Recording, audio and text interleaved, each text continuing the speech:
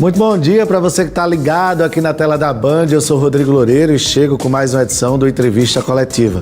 No programa de hoje eu bato um papo com a advogada Michele Maciel. Vamos saber os cuidados que você tem que ter quando compra imóvel na planta. Saiba que tem muita coisa ali entrelaçada que você precisa saber. Claro que a gente vai esclarecer alguns desses pontos no programa de hoje que está no ar. De volta com a entrevista coletiva, eu já recebo aqui nos nossos estúdios a advogada Michele Maciel. Bom dia, seja muito bem-vinda. Bom dia, eu que agradeço o convite, Rodrigo. Michele, hoje a procura por imóveis na planta é muito alta, porque você tem aí muitos lançamentos chegando aqui em Natal e muita gente está de olho nesse imóvel porque é mais barato, você tem mais facilidades para comprar. Por que esse tipo de compra pode ser vantajosa e ao mesmo tempo tão arriscada ao consumidor que vai ali sem ter uma orientação? Perfeito, Rodrigo. O principal atrativo é o preço, como você falou. Imóvel na planta é sempre mais barato porque você não sabe se ao final ele vai ficar pronto. E aí vem o cuidado. Então, assim, há muitos, mas eu destacaria o primeiro. Viu aquele imóvel, se encantou por ele, tá. Vamos saber se ele tem registro de incorporação. O que é isso? Sabe o nosso CPF, aquela matriculazinha do imóvel? Um prédio que vai subir, ele também tem um registro.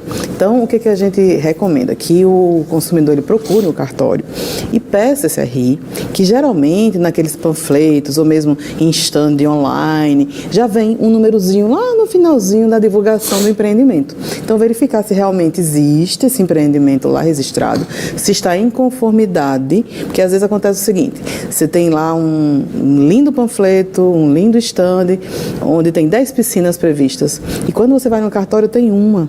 E o que vai prevalecer é o que está lá no cartório, a menos que você vá brigar judicialmente. Então, cuidados vamos verificar se realmente esse empreendimento está registrado, se ele existe. Tem muitas incorporadoras, então vamos também saber quem é essa incorporadora. Ela tem o costume de entregar a obra com atraso? Tem o costume de entregar a obra com vício, com problemas na entrega? Então, fazer uma sondagem, né, de quem você está comprando. Então, assim que você olhou para o imóvel, para mim esse é o primeiro ponto que a gente tem que refletir. Seria a minha dica inicial para o consumidor. Antes de assinar qualquer coisa, quais são os principais cuidados que a pessoa deve tomar quando compra um imóvel na planta? Que documentos ela precisa pedir para analisar?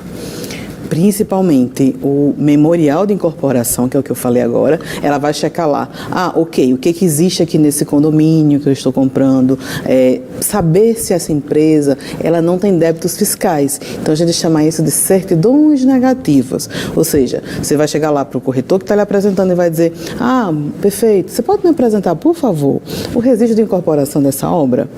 Você pode me mostrar o dossiê que essa empresa está quites, que ela não tem nenhum problema com Receita Federal, tudo isso eles têm um dossiezinho que lhe apresentam. Então, antes de assinar o contrato, verificar se quem está lhe vendendo pode lhe vender e você não vai ter um problema no futuro. Antes de assinar o contrato com a construtora, o que é que precisa ter assim uma atenção mais redobrada? É o prazo de entrega, é a tolerância, é o índice de correção, são as multas, perfeito, cláusula de rescisões, perfeito, possibilidade de distrato, porque também é uma coisa que pode ocorrer? Com certeza, Rodrigo, vamos lá. Eu sempre delimito a obra assim, início, que é a compra, meio, que é a execução, e o fim, que é a entrega.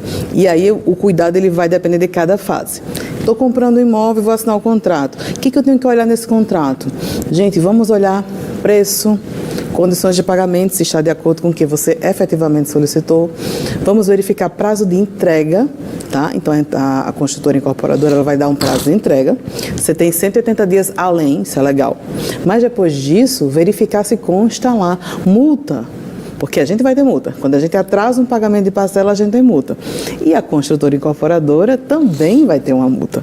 Então, verificar se já existe essa previsão, se existe uma previsão de indenização. Se não tiver, a pessoa tem direito. Então, nessa fase pré-contratual, juros. Quais são os juros que o consumidor tem que pagar? INCC, nada mais que isso. Então, algumas incorporadoras podem tentar colocar 1% mais INCC ou mudar a taxa de correção. E durante a obra é o INCC, que é justo para ambas as partes, que é um Índice Nacional de Correção da Construção Civil. Então, está tudo certo. Primeira fase. Segunda fase, está ali, começou a andar, você está pagando, por alguma razão, você não pode mais continuar. Aí vem o distrato.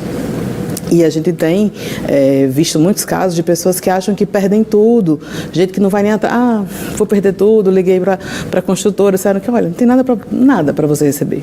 E não é assim.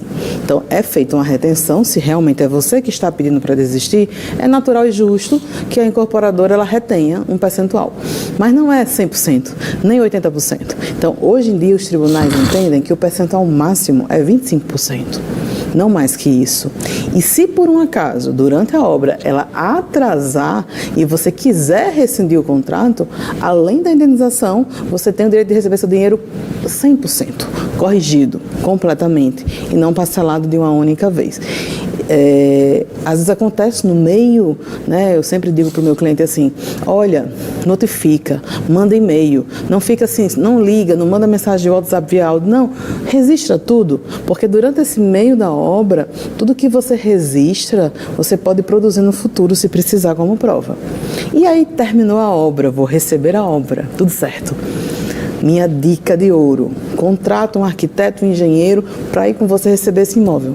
Porque nossos olhos, pelo menos os meus, né, de advogada, se eu olhar para um imóvel que eu acabei de receber, eu não vou enxergar nada, para mim está tudo lindo. Mas o engenheiro ele vai testar tudo, ele vai ver se tem problemas ocultos. Por mais que a gente tenha a garantia inicial de 90 dias e 5 anos estrutural, ninguém quer ter dor de cabeça. Então é bem melhor você levar alguém e dizer, olha, não vou receber as chaves agora não, porque eu percebi que tem isso, isso e isso. Assim como a área comum. A área comum não está sendo entregue como eu previa, não tem academia, cadê a academia? Então você tem o direito de recusar as chaves, eu quero do jeito que eu comprei. Quais são os riscos mais comuns nesse tipo de compra na planta que você vê na prática, lá no seu escritório? É atraso na obra, é mudança na metragem, é cobrança indevida de taxas, é problema de financiamento? O que é mais recorrente? Rodrigo, o que eu acho mais recorrente e que eu acho mais perigoso, por isso que eu dou essas dicas iniciais de antes de comprar, verificar isso, primeiro, atraso. Aquele atraso que não é um atraso de meses. Eu tenho clientes que têm atraso de 10 anos de obra. Isso é muita coisa, isso muda a sua vida. Então, você tinha um casamento, você tinha todo um planejamento e muitas vezes a construtora quebra. Então, assim, isso é algo muito recorrente. E vem uma dica aqui que eu queria dar para os nossos telespectadores, que é algo chamado direito de afetação. Eu sei que parece técnico, mas lembra, gente, a afetação, o que é isso? Todo imóvel que ele está afetado, quando você vai lá no cartório, lembra que eu falei, verifica se tem um registro, verifica se está afetado. Se tiver afetado, mesmo que a construtora quebre, tenha problemas de dívida, aquele imóvel só pode ser destinado para aquelas pessoas que compraram aquele apartamento, seja lá na planta. Então, isso é muito, muito importante. Então, isso é o que mais eu vejo a recorrência de atraso e a situação do distrato. Também é muito comum pessoas acharem que não têm direito a receber absolutamente nada e muitas vezes fazem o quê? Assinam um distrato antes de vir falar com a gente, antes de procurar uma assessoria jurídica. É isso mesmo? Eu vou perder tudo? Porque, entenda, você até pode judicializar e tentar anular esse distrato, mas é muito mais complicado do que você, antes de fazer qualquer coisa, procurar. Então, esses dois problemas são muito recorrentes. A gente falava ali na questão do atraso na obra. Em caso de atraso na entrega das chaves, quais são os direitos do consumidor? É possível pedir uma multa, indenização por danos morais ou materiais, ressarcimento de aluguel? O que é possível? Com certeza, Rodrigo. E a gente evoluiu muito. Hoje, o STJ, né, que é o nosso superior Tribunal de Justiça, está lá em cima, hoje não existe mais dúvida. Atrasou, passou dos 180 dias, você tem direito a um aluguel. Ou seja, imagine que você compre um apartamento no Tirol, vai ser feita uma análise mercadológica de quanto seria o aluguel daquele apartamento que você comprou e você vai ter direito a receber o equivalente como indenização. Danos morais é cada caso, diferentemente da indenização mês a mês, que isso aí já está definida, não há o que questionar. Danos morais, você também vai ter, dependendo da sua situação. Como eu citei aqui, imagine, você compra um imóvel para se mudar com a sua família, porque você vai casar, a família vai crescer, e de repente o atraso atrapalha todos os seus planos. Isso é um dano moral nato, né? São um pequeno estresse. Então, sim, o consumidor ele tem direito à indenização, aos danos morais e, em alguns outros casos, até outras penalidades que o contrato prevê. No contexto aqui de Natal, a gente tem um mercado imobiliário bem aquecido. Que armadilhas específicas você percebe que jogam aí para o consumidor? É pressão para assinar rápido, em feirões ali, são promessas verbais que não entram no contrato, há propaganda enganosa. O que é que você vê aí com mais frequência? Ai, gente, isso que você falou é muito real. Aconteceu com um cliente meu, estrangeiro, dele receber por Zap Sign. Hoje existe muita assinatura digital, né? E ele não sabia que era o contrato, ele achava que era uma proposta. E na pressa do feirão lá, bora, não sei o que, ele assinou. E depois que ele assinou, ficou difícil para a gente debater. Então, assim, as armadilhas, vamos dizer assim, que eu mais vejo é, por exemplo, ficou claro para o cliente que ele vai pagar a comissão de corretagem, porque hoje está decidido que sim, você, cliente que está comprando, acordado entre as partes e a construtora, deve pagar a comissão de corretagem. Mas, Michele, não sou eu que sou a construtora, não sou a construtora, não sou eu que estou vendendo. Certo, mas tem.